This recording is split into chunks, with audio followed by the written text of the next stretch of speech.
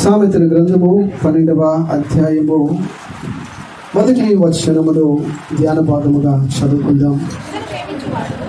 శిక్షను ప్రేమించువాడు జ్ఞానమును ప్రేమించువాడు, గద్దింపును అసహించుకునేవాడు పశుప్రాయుడు.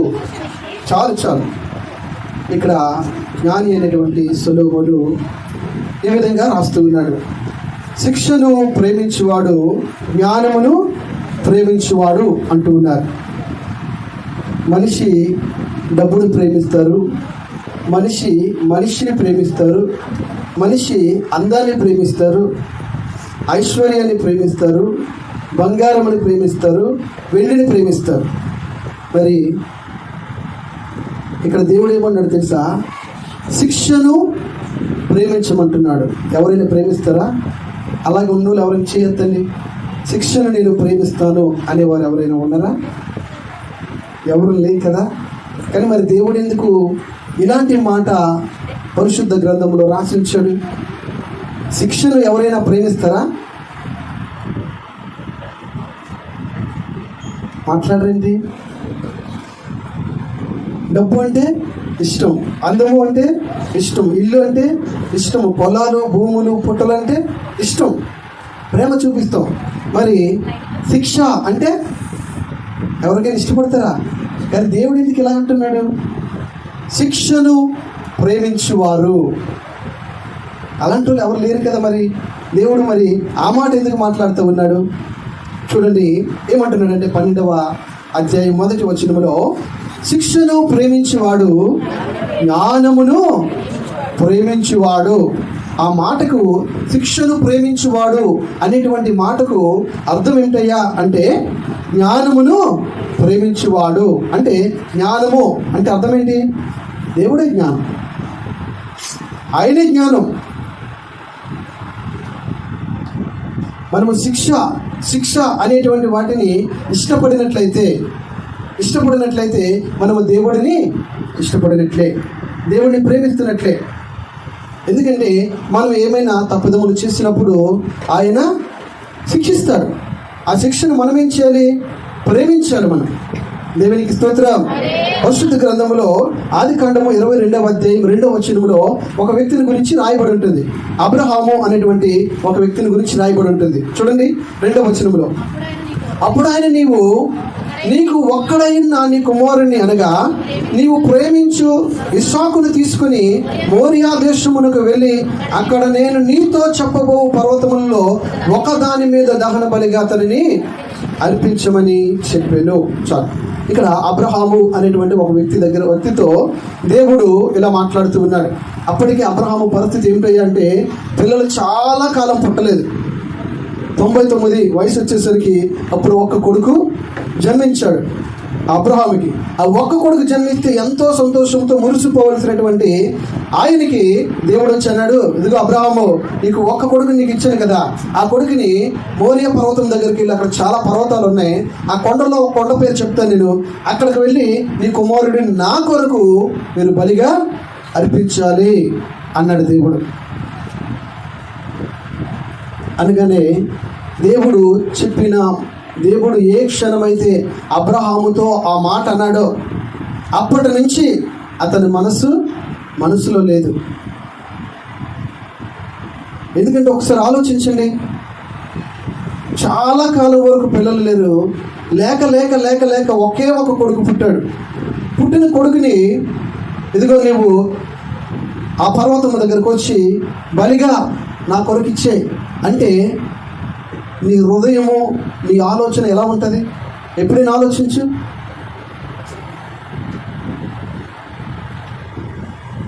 మరి అబ్రహాము యొక్క మనస్సు, అబ్రహాము యొక్క హృదయం ఎంత కరిగిపోయి ఉంటుందో, ఎంత నలిగిపోయి ఉంటుందో. అయితే దేవుడి మాటను కాదనకుండా ఆ రాత్రి పడుకొని వేకువజామునే లేచాడు. అంటే ఆ ముందు రోజంతా రాత్రి నిద్ర పట్టి ఉంటుంది ఆయనకి. ఇంకా అప్పటికే 100 సంవత్సరాలకి అబ్రహాం మూలుక్కున్నాడు. ఏంటి ప్రభు, నాకు పిల్లలు లేరు, ఒకవేళ నా ఆస్తి అంతా కూడా నా పెద్ద దాసులకి వెళ్ళిపోద్ది కదా అని మూలుక్కున్నాడు. మన కొడుకు పుట్టాడు కదా అని సంతోషంగా ఉందాం అనుకుంటే ఆ సంతోషాన్ని కూడా దేవుడు ఏం చేశాడంటే నీరు కార్చేశాడు. ఆ కొడుకుని నాకు ఇచ్చే, బలిగా ఇచ్చే అని చెప్పాడు. మరి అబ్రహాము యొక్క పరిస్థితి ఎలాంటి పరిస్థితి అయి ఉంటుంది? ఆ రాత్రంతా నిద్రపోయి ఉంటాడా? కంటి మీద నిద్ర ఉండదు. అయ్యో రేపటి దినాన్న దేవుడు ఎక్కడ చూపించాడో అక్కడ నా కొడుకుని తీసుకెళ్ళాలి, అక్కడ బలి చేయాలి, ఉన్న కొడుకు కూడా కోల్పోతాడు, నాకున్న శ్వాసం ఇంకేమీ ఉండదు అని చాలా చాలా ఆలోచించుంటాడు అబ్రహాం. అయితే ఏం జరిగింది చూడండి, చదువుదామా? చదవండి అమ్మా, చదమ్మా. 3వ వచనం. తెల్లవారినప్పుడు అబ్రహాము లేచి గాడిదకు గంత కట్టి పనివారిలో ఇద్దరిని తన కుమారుడు ఇస్సాకుని వెంట పెట్టుకొని దహన బలి కొరకు కట్టెలు చీల్చి లేచి దేవుడు తనతో చెప్పిన చోటుకు వెళ్ళెను. 3వ నాడు అబ్రహాము కన్నులెత్తి దూరము నుండి ఆ చోటు చూచి పనివారితో, ఇక్కడనే ఉండేది, నేను ఇచ్చిన వాడును అక్కడికి వెళ్ళి దేవునికి మ్రొక్కి చాలు. ఇవన్నీ చేస్తూ ఉన్నాడు. ఎందుకో తెలుసా? శిక్షను ప్రేమిస్తున్నాడు. దేవుడు పెట్టేటువంటి శిక్షను ఆయన ఇష్టముగా ప్రేమిస్తూ ఉన్నాడు. బలిగా ఇచ్చే అనేటువంటి వ్యక్తి, నాకు వద్దురా బాబు, నీవు వద్దు, నా కొడుకే నాకు కావాలి అనుకుని ఈ దేశాన్ని పారిపోవచ్చు. కానీ దేవుడు చెప్పిన మాట ప్రకారముగా ఆ రాత్రంతా ఆలోచించుకొని తెల్లవారయ్యేసరికి చీకటి ఉంటుండగానే తన కొడుకుని, గాడిదని, పనివారిని పట్టుకొని దేవుడు ఏ ప్రాంతం అయితే చూపించాడో ఆ ప్రాంతానికి వెళ్ళడానికి బయలుదేరిపోయాడు. ఈయనేం చేస్తున్నాడు తెలుసు? అబ్రహాము దేవుని శిక్షను ప్రేమిస్తూ ఉన్నాడు. శిక్షను ఎవరు ప్రేమించరు. ఎవరు ఇష్టపడతారా? ఎవరు ఇష్టపడరు. కానీ అబ్రహాము ఇష్టపడుతూ ఉన్నాడు, దేవుని శిక్షను ప్రేమిస్తూ ఉన్నాడు. ఏమైంది చదవమ్మా.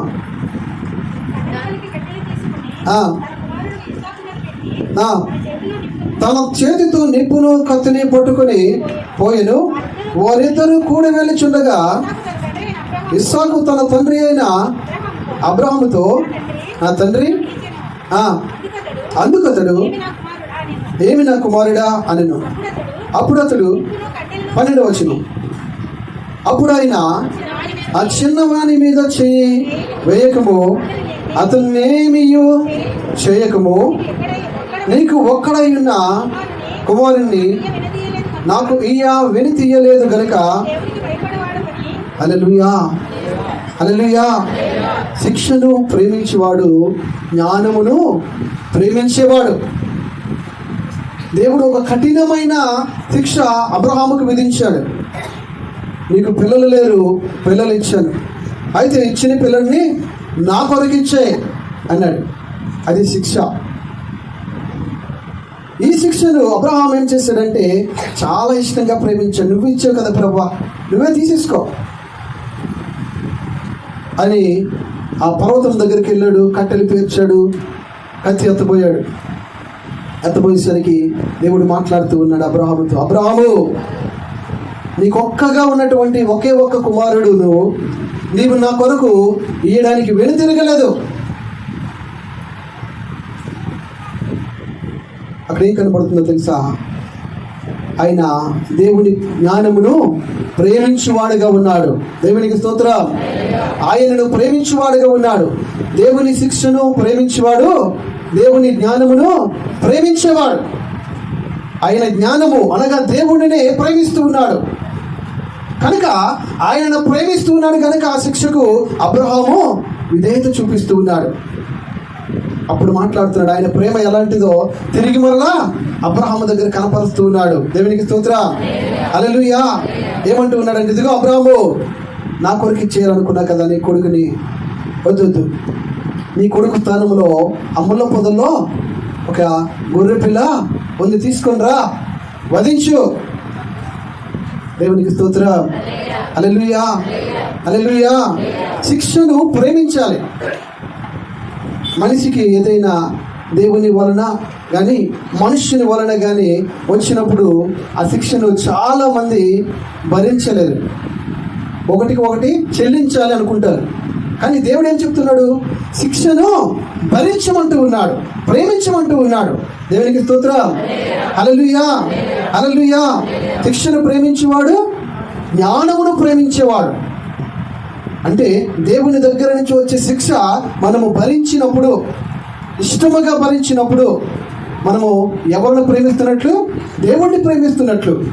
దేవుణ్ణి ప్రేమించినప్పుడు దేవుడు ఏం చేస్తాడు? ఆ శిక్షలో నుంచి దేవుడు మనలను తప్పించువాడై ఉన్నాడు. దేవునికి స్తోత్రం. హల్లెలూయా, హల్లెలూయా. చూడండి, మరి కొంచెం నేను ముందుకు వెళ్తూ ఉన్నాను. ఆదికాండము 29వ అధ్యాయము 30-31 వచనాలు.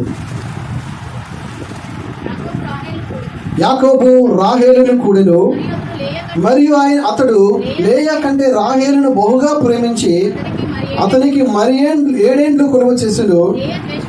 లేయా ద్వేషింపబడుట యెహోవా చూచి ఆమె గర్భము తెరచెను, రాహేలు గుడ్రాలై ఉండెను. ఇక్కడ యాకోబు అనేటువంటి ఒక వ్యక్తి ఒక ఆమెను ఇష్టంగా ప్రేమించాడు.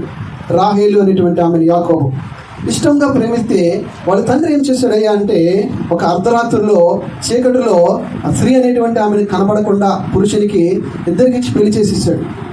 తీరా మోసి తెల్లవారుసరికి చూసేసరికి ఎవరున్నారంటే ఆ రాహేలు యొక్క అక్క ఉంది అతని పక్కన. అప్పుడు ఇతడు నన్ను నా మామ మోసం చేశాడని ఆయనతో గొడవాడితే ఆయన చెప్తా ఉన్నాడు, ఇదిగో ఇంకొక 7 సంవత్సరాలు ఈమె కొరకు నా దగ్గర కొలువు చేయి, నేను ఈమెను నీకు భార్యగా ఇచ్చేస్తాను అన్నాడు. అయితే యాకోబు ఇష్టముగా ప్రేమించాడు కాబట్టి రాహేలు కొరకు ఇంకో 7 సంవత్సరాలు కొలువు చేశాడు, పని చేశాడు, సేవ చేశాడు. రాహేలును కూడా పెళ్లి చేసుకున్నాడు. అయితే రాహేలుని పెళ్లి చేసుకునేటప్పటికి ఈమెకి 7 సంవత్సరాలు అయిపోయింది కదా మొదటి భార్యకి. ఆమె పిల్లల తర్వాత పిల్లలు పుట్టేస్తూ ఉన్నారు. ఈ రాహేలుకి పెళ్లి చేసుకున్న తర్వాత సంవత్సరాలు గడుపుతూ ఉన్నాయి, కానీ ఈమెకు పిల్లలు పుట్టడం లేదు. ఈ యాకోబుకి ఈ రాహేలు అంటేనే చాలా ఇష్టం. ఎవరైతే ఇష్టంగా ప్రేమించారో ఆమెకు పిల్లలు పుట్టడం లేదు. ఆయనకి తెలియకుండా బలవంతంగా పెళ్లి చేసుకున్నటువంటి ఆమె దగ్గర ఉన్నటువంటి దాసీలకు పిల్లలు పుట్టారు ఇతని చేత, యాకోబు చేత. మరి యాకోబు పరిస్థితి ఎలా ఉంటుంది? ఇష్టంగా ప్రేమించేటువంటి భార్య గర్భము దాల్చడం లేదు. మరి రాహేలు పరిస్థితి ఎలా ఉంటుంది?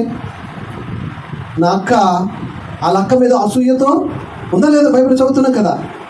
ఎందుకంటే నా భర్తకే ఈమె భార్య, ఆయనకే నేను కూడా భార్య, కానీ నా అక్కకి పిల్లలు పుట్టారు, నాకు పిల్లలు పుట్టలేదు. లోపల కుమిలిపోతూ ఉంది రాహేలు, లోపల నలిగిపోతూ ఉంది రాహేలు, నాకు పిల్లలు పుట్టలేదు అని. చూడండి, బైబిల్ గ్రంథంలో 30వ అధ్యాయము 1-2 వచనాలు.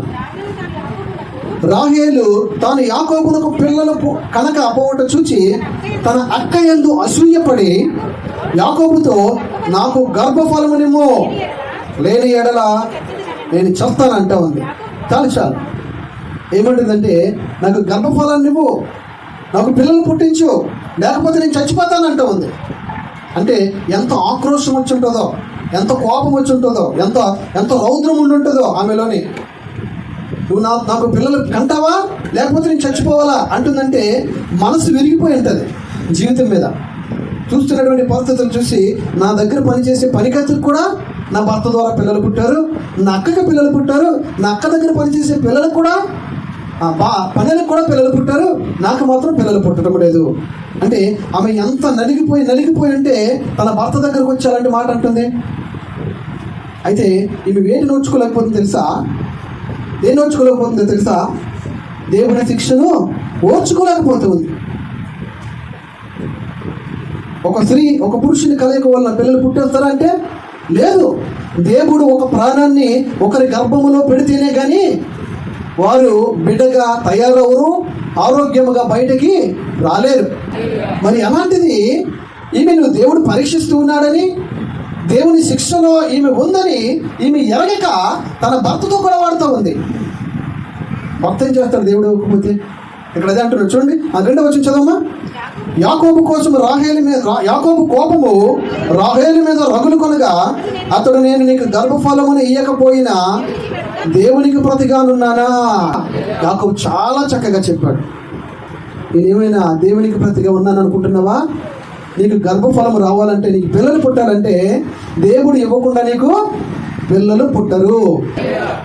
దేవుడు ఇవ్వకుండా నీకు పిల్లలు పుట్టరు. నువ్వేమనుకుంటున్నావు?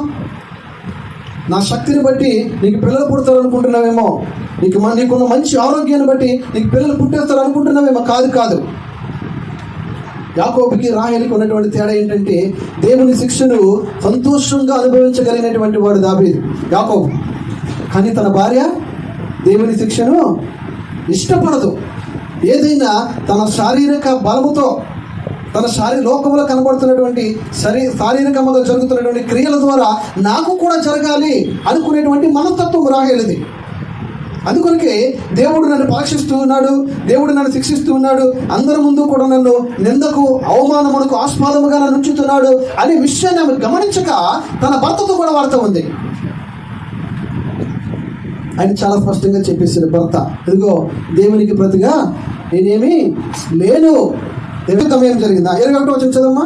22 అమ్మా. దేవుడు రాహేలును జ్ఞాపకం చేసుకుని ఆమె మనవి విని ఆమె గర్భమును తెరచెను. దేవునికి స్తోత్రం. హల్లెలూయా, హల్లెలూయా. ఆమె గర్భము తెరవబడ్డానికి తన భర్త కారణం కాదు. ఆమె గర్భం ఏం చేయబడింది? మూయబడింది. ఇప్పుడు మనం చూస్తూ ఉన్నాం. అప్పుడు తెలియదు మూయబడింది అంటే ఏమో తెలియదు. ఇప్పుడు ఆడవాళ్ళు పిల్లలు పుట్టలేదని స్కానింగ్కి వెళ్తే ఏం చేస్తారు? మీ 2 హోల్స్ కూడా మూసుకుపోయాయి అంటారు. ఇప్పుడు అవునా కదా? అందుకే మీకు పిల్లలు పుట్టడం లేదు అంటారు. దేవుడు అప్పుడే చెప్తాడు. అప్పుడు చెప్పాడు ఎప్పుడు? కొన్ని వేల సంవత్సరాల క్రితము, ఇదిగో మూయబడినటువంటి గర్భము అంటూ ఉన్నాడు. రాహేలు గర్భం ఏం చేయబడింది? 2 హోల్స్ కూడా మూసుకుపోయాయి. పిల్లలు పుట్టడానికి ఆస్కారం లేదు. ఈమె ఆ శిక్షను అనుభవించడానికి ఇష్టపడటం లేదు. దేవుడు ఏమన్నాడు తెలుసా? శిక్షను బట్టి మనం సంతోషించాలంట, శిక్షను అనుభవించాలంట. దేవునిగా అయితే ఈమె అనుభవించడానికి ఇష్టపడలేదు. ఆ విషయం ఎవరికి తెలుసు అంటే తన భర్త అయినటువంటి యాకోబుకి తెలుసు. దేవుడు ఎంత ప్రేమ కలిగిన వాడంటే యాకోబుని బట్టి తన భార్య మీద జాలిపడి ఆమె మూయబడినటువంటి ఆ గర్భాన్ని దేవుడు తెరిచాడు. 22వ వచనం. అప్పుడు ఆమె గర్భవతి కుమారుని కని దేవుడు నా నింద తొలగించెను. దేవునికి స్తోత్రం కలుగును గాక. హల్లెలూయా. శిక్షను ప్రేమించువాడు జ్ఞానమును ప్రేమించువాడు. ఎవరైతే శిక్షను శిక్ష అనేది అనుభవిస్తారో మనం ఆయన్ని ప్రేమిస్తూ ఉన్నామని అర్థం. చాలాసార్లు మనం ఏం చేస్తామంటే, ఆ శిక్ష మన మీదకు వచ్చినప్పుడు నాకు ఎందుకు ప్రభా ఇలాంటి జీవితాన్ని ఇచ్చారు, నాకే ఎందుకు ప్రభా ఇలాంటి సమస్యలు ఇచ్చారు, ఇలాంటి పరిస్థితుల్లోనే నన్ను ఎందుకు ప్రభా వదిలేశారు అనేటువంటి మాటలు మనం మాట్లాడుతూ ఉంటాం. కానీ దేవుడు ఏమన్నాడు తెలుసా? శిక్షను ప్రేమించమంటూ ఉన్నాడు. దేవునికి స్తోత్రం. హల్లెలూయా. ఆ శిక్ష అనేది మన మేలు కొరకు, మన మంచి కొరకు, మనము ప్రయోజనకరంగా ఉండటం కొరకు, మన భవిష్యత్తుని దేవుడు తిరిగి మరలా నూతనమైన వ్యక్తిగా రాయడం కొరకే దేవుడు ఆ శిక్షను మన కొరకు ఉంచున్నాడు. చూద్దామా, మరి కొంచెం ముందుకు వెళ్తూ ఉన్నాను. భవిష్యత్తు గ్రంథంలో నుంచి ప్రకటన గ్రంథం 3వ అధ్యాయం 19వ వచనం. నేను ప్రేమించు వారినందరినీ గద్దించి శిక్షించుచున్నాను. ఇప్పుడు ముందుకు వద్దాం. సామెతలు 12వ అధ్యాయము 1వ వచనములో 2వ భాగము. గద్దింపును అసహించుకునేవాడు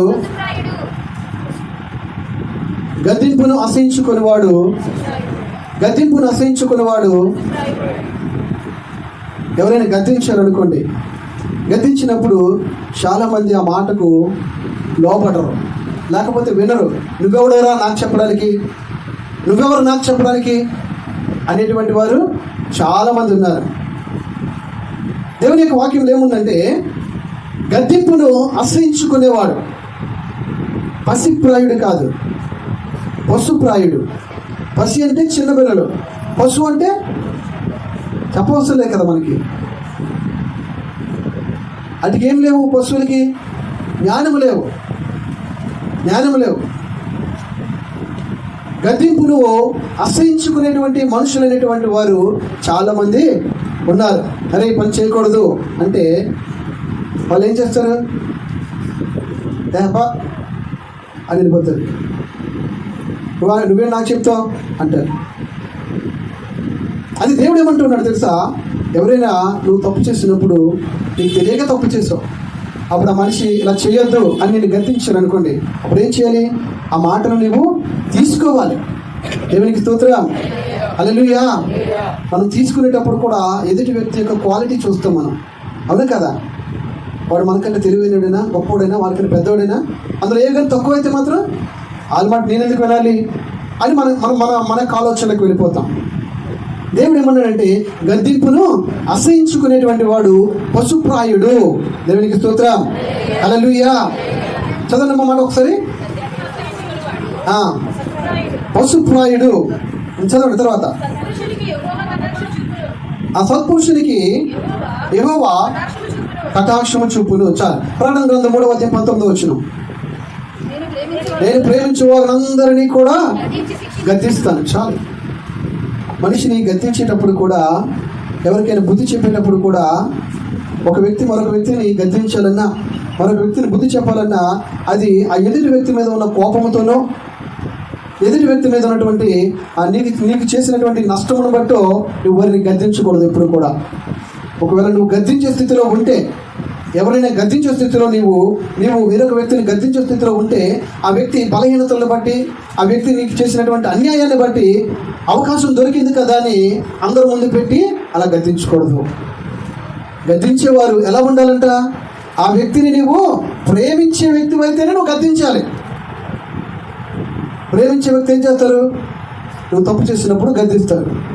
కానీ ఎదుటి వ్యక్తి మీద కోపం ఉందనుకోండి, ఒక అవకాశం దొరికింది వాళ్ళు తిట్టడానికి, వాళ్ళతో గొడవడానికి, ఇది తప్పు అని చెప్పడానికి, అప్పుడు ఏం చేస్తారు? అవకాశాన్ని చక్కగా వినియోగించుకుంటారు మనుషులు, అవునా కదా? ఇదే అవకాశం వీడిని తిట్టడానికి, ఇదే అవకాశం వీడిని కొట్టడానికి. దేవుడు ఏమన్నాడు తెలుసా? ఎవరైతే ప్రేమిస్తారో ఎదుటి వ్యక్తిని, ఆ ప్రేమించే వ్యక్తే ఆ ఎదుటి వ్యక్తిని నీవు గద్దించడానికి అర్హత. దేవుడు అంటున్నాడు, ఇదిగో నేను ప్రేమించే వారిని అందరినీ కూడా గద్దిస్తాను. ఆయన ప్రేమించకపోతే ఎవరిని కూడా ఆయన గద్దించడు, అసలు వదిలేస్తాడు అంతే. వదిలేస్తే ఏమవుతుంది? ఎదుటి వ్యక్తి అయిపోయినట్టు, ఎదుటి వ్యక్తి పని. గద్దించాడంటే కారణం ఏంటి? వాడు తిరిగి మరలా మారు మనసు పొంది దేవుళ్ళలోకి వస్తాడేమో, వాడు బ్రతుకు మరలా మార్చబడుతుందేమో అని ఉద్దేశంతో దేవుడు గద్దిస్తాడు.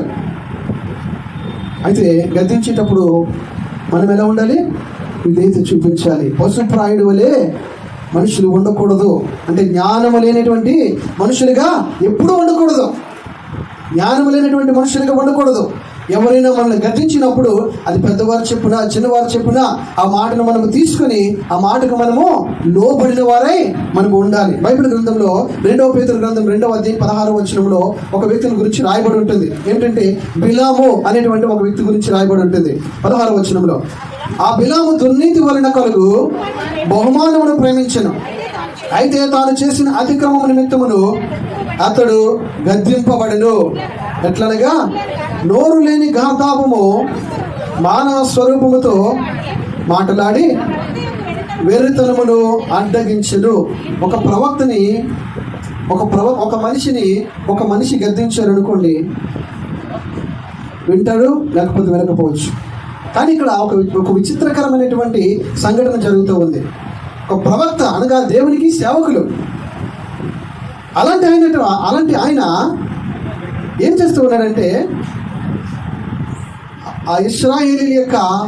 ఇశ్రాయేలీలు ఆ మోయాబు దేశం యొక్క భూభాగంలో నుంచి వెళ్తూ ఉన్నప్పుడు వారందరినీ కూడా ఈయన ద్వారా శపించమని రాజు చెప్తాడు. రాజు చెప్పినప్పుడు ఈయన బయలుదేరి వెళ్ళిపోతూ ఉంటాడు. వెళ్ళిపోయినప్పుడు ఈయనకి బుద్ధి రావాలని దేవుడు ఎవరి చేత మాట్లాడిస్తాడంటే గాడిదతో మాట్లాడిస్తాడు. ఓ యజమానుడా, నువ్వు చేస్తుంది తప్పు, వారు ఆశీర్వదించబడినటువంటి ప్రజలు, వారిని నీ నోటితో నీవు శపించకూడదు అని ఈ గాడిద ఒక ప్రవక్తను గద్దిస్తూ ఉంది. మనం మనిషి గద్దిస్తేనే వినం, గాడిద గద్దిస్తే వింటామా? ఈయన అంటాడు, ఇదిగో ఇన్ని రోజులు నేను మేత పెడితే నేను తినవు, ఇన్ని రోజులు నేను నిన్ను కాపాడుతాను, నువ్వు ఎలా ఉన్నావు, నువ్వు నాకు మాటలు చెప్తావా అని ఈయన. కానీ దేవుడు ఏమన్నాడు, గద్దించినప్పుడు పశుప్రాయుల వలె ఉండకూడదు, ఆ మాటకి నీవు లోబడాలి. దేవునికి స్తోత్రం, హల్లెలూయా.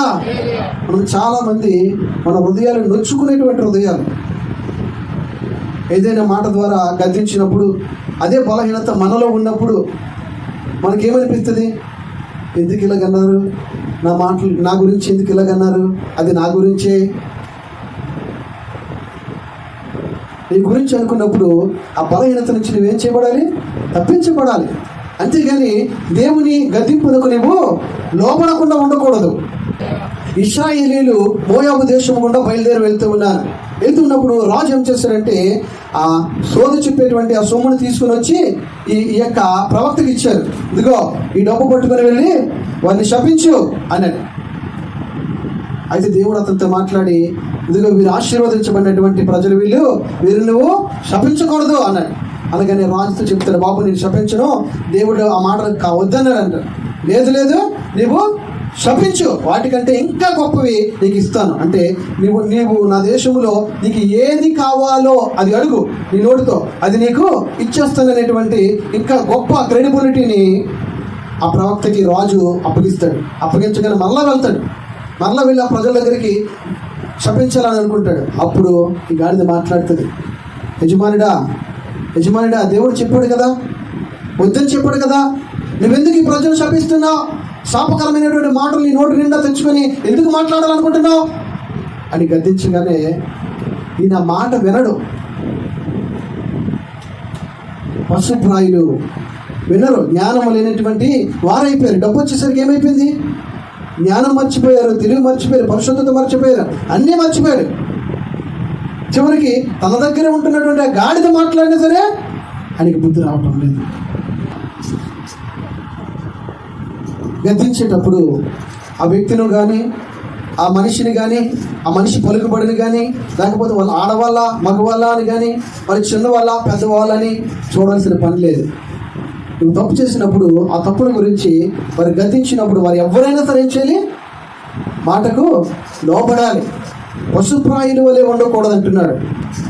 ఒక స్కూల్ బస్సు నుంచి ప్రతిరోజు కూడా స్కూల్ పిల్లల్ని స్కూల్ దగ్గర దింపుతూ ఉంటుంది. స్కూల్ దగ్గర దింపినప్పుడు అదే స్కూల్కి యువతల పక్క భాగంలో, స్కూల్ ఇక్కడ ఉంటుంది, ఈ పక్క భాగంలో ఒక అడుక్కునేటువంటి ఆయన అడుక్కుంటూ ఉన్నాడు. స్కూల్ పిల్లలు అయినటువంటి వారిని ఇక్కడ దింపి ఈ స్కూలు బస్సు వెళ్ళిపోద్ది. ఈ స్కూల్ పిల్లలు అనేటువంటి వారు ఆ స్కూల్ దగ్గరికి వెళ్ళడానికి ఇక్కడ ఉన్నటువంటి హైవే రోడ్లు 2 కూడా దాటి అవతలికి వెళ్ళాలి. అయితే వెళ్ళేటప్పుడు అక్కడ ఉన్నటువంటి పిల్లలు అందరూ ఒకేలాగా ఉండరు. కొంతమంది అక్కడ ఒక పోటీ పెట్టుకుంటారు. ఏం పోటీ అంటే కరెక్ట్గా వెహికల్స్ వచ్చేటప్పుడు, అనగా ఇంకా దగ్గరికి వచ్చేటప్పుడు వాటిని దాటుకొని వేగంగా వెళ్ళిపోగలను అనేటువంటి పోటీ. 2-3 నిలబడతారు. నిలబడి ఆ బండి దగ్గరికి వచ్చేంత వరకు కూడా వెయిట్ చేసి స్టార్ట్ అనగానే ఇంకా కొన్ని సెకండ్లు వచ్చేస్తుంది అనగానే ఈ పిల్లలు పరిగెట్టడం మొదలు పెడతారు. అది ఈ అడుక్కునేటువంటి ఈయన చూసి వీళ్ళని గద్దిస్తూ ఉంటారన్నమాట. గద్దిస్తూ ఉంటే ఒకనొక దినాన్న వాళ్ళు పిల్లలు వారి పేరెంట్స్ని తీసుకొని ఆ భిక్షగాడి దగ్గర తీసుకొని వచ్చి వాళ్ళు లేనిపోని తిట్లు, నీవెవడివి నా బిడ్డలకి చెప్పడానికి, నా బిడ్డలంతటి వాడు అని అడుక్కున్నవాడు కదా అని ఆ పిల్లల యొక్క తల్లిదండ్రులు వచ్చి ఈ భిక్షగాడిని గద్దించారు, తిట్టారు. అయితే మరికొన్ని దినాల తర్వాత వాళ్ళు మానతారా, మానరు. అదే పరిస్థితి జరిగింది. అయితే అన్నిసార్లు కూడా అలా ఆ బండ్లు దాటి వెళ్ళిపోలేరు కదా, ఆ బండ్లకి బలయ్యి 2 పిల్లలు చనిపోయారు.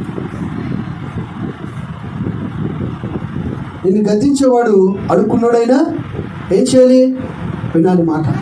అది ఎందుకు చెప్తున్నారు, నీ మేలు కొరకే కదా. నిన్ను గద్దించినప్పుడు వినాలి మాట. మూర్ఖ బుద్ధి కలిగిన వారిగా ఉండకూడదు, పశుప్రాయులుగా ఉండకూడదు. దేవునికి స్తోత్రం. గలతీయులకు రాసిన పత్రిక 12వ అధ్యాయం 5వ వచనం.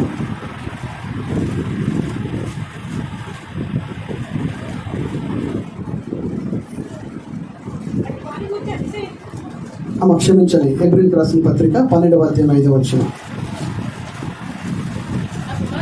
నా కుమారుడా, ప్రభువు చేయి శిక్షణ తృణీకరించకము, ఆయన నిన్ను గద్దించినప్పుడు విసుకకము. చాలు. చూసారా, దేవుడు గద్దిస్తాడు. గద్దించినప్పుడు మనం ఏం చేయకూడదు?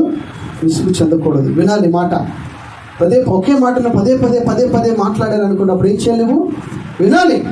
దేవుడు ఒక మాటనే నీకు పదే ఒక్క దగ్గర కాకుండా ఇంకొక దగ్గరికి వెళ్ళి అదే మాటతో దేవుడు నీతో మాట్లాడుతున్నాడంటే ఆ మాటకు నువ్వు ఏం చేయాలి?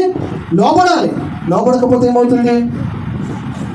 ఆయన గద్దించినప్పుడు అది నీకు మేలు కొరకని, నీకు ఉపయోగకరమైనదని, నీకు శ్రేయస్కరమైనదని నువ్వు భావించి నువ్వు నడవలు తప్ప నువ్వు తర్కముగా ఆయన నాకు చెప్పేది ఏంటి, పదే ఇదే మాట ఎందుకు మాట్లాడుతున్నాడు దేవుడు, ఇలాగే చెప్తున్నాడు ఏంటి మనిషి అని నువ్వు విసుగు చెందినట్లయితే దానివల్ల శిక్ష మనమే అనుభవించవలసి వస్తుంది.